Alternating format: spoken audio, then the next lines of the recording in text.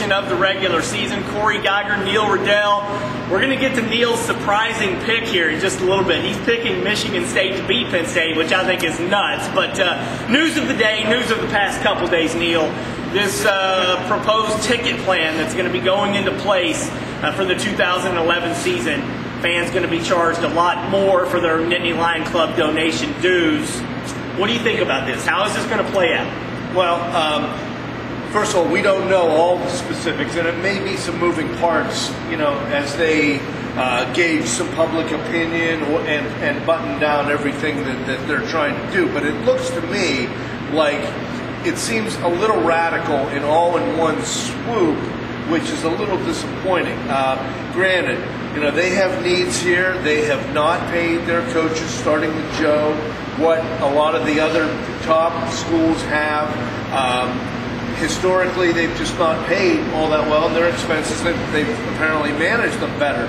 But the people that have been sitting all over the stadium, whether in the end zone or the 50-yard line, have been doing what they've been asked to do: give a minimum contribution to retain your seats. Now, apparently, there's a movement in place that's going to reward the bigger givers and push them to the middle, and a lot of the real faithful diehards who have been sitting in the middle for 40 years are going to be shoved toward the end zone. And if the numbers are accurate, and that's what they come out with, you're talking about 500 and 600% increases to retain your seats. I think that's a little steep in one swoop. Now, the university has its reasons for doing this. You have to see both sides of it. The university has bills to pay, 29 varsity sports, renovations to facilities around campus. There are legitimate reasons for the university to do this.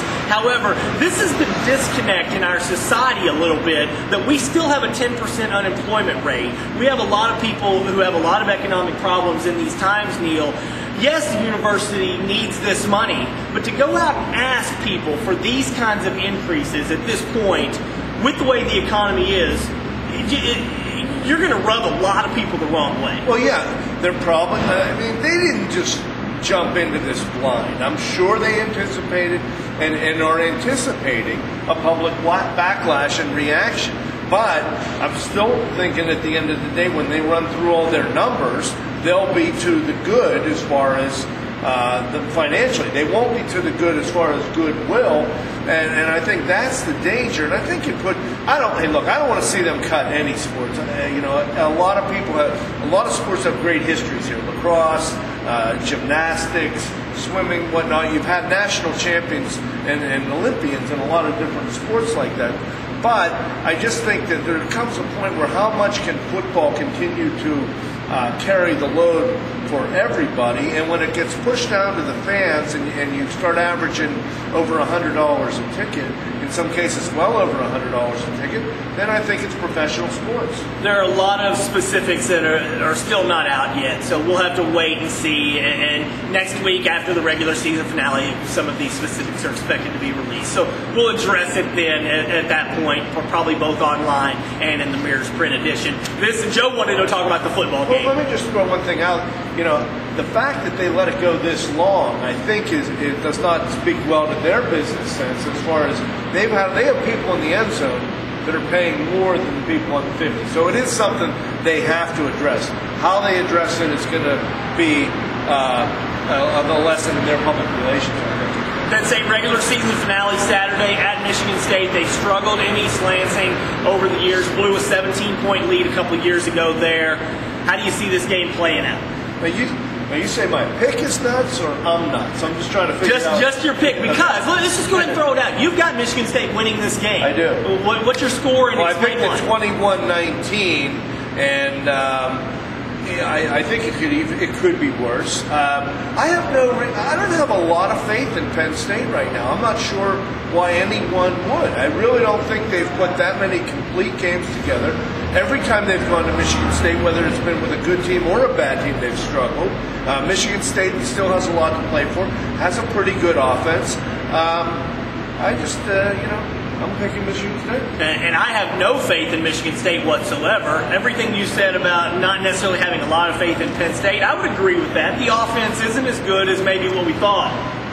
Michigan State lost to Minnesota, 42-34, without Eric Decker. Penn State beat Minnesota 20-0. Minnesota's offense did nothing. Michigan State's 6-5. I think a lot of people are all caught up in what Mark D'Antonio's trying to do there and is doing. This is a 6-5 team. This is a team that everybody thought at the beginning of the season was going to be really good. I think it's a mediocre team that gives up a ton of points. I've got it Penn State 34-23. I think both of these teams are going to score a lot of points. I just don't see any way Michigan State wins this game. Well, you can always paint those numbers. I mean, Purdue beat Ohio State. So, and then Michigan State went and beat Purdue. I think 40-37. They beat Purdue 40-37. And yes, Purdue's got a pretty decent offense. But so you're thinking that Michigan State's defense, which has holes all over it, is going to hold Penn State to 19 well, points? I mean, you want to look at holes. Look at these special teams. Look at this offensive line, and now some of the receivers have been taken away a little bit. I look for a good game for one thing. And I'm standing by my Michigan State pick, despite you trying to push me out of the picture. Hey, when he told me this, I was stunned, absolutely stunned, because I don't see any way Michigan State wins this game. Penn State wins, goes to a BCS bowl game with a 10-2 record. For Neil Rudel, I'm Cory Geiger. Thanks for tuning in to our Paterno Pressers all season. We'll have a couple more editions as we get into the bowl season here at AltoonaMirror.com.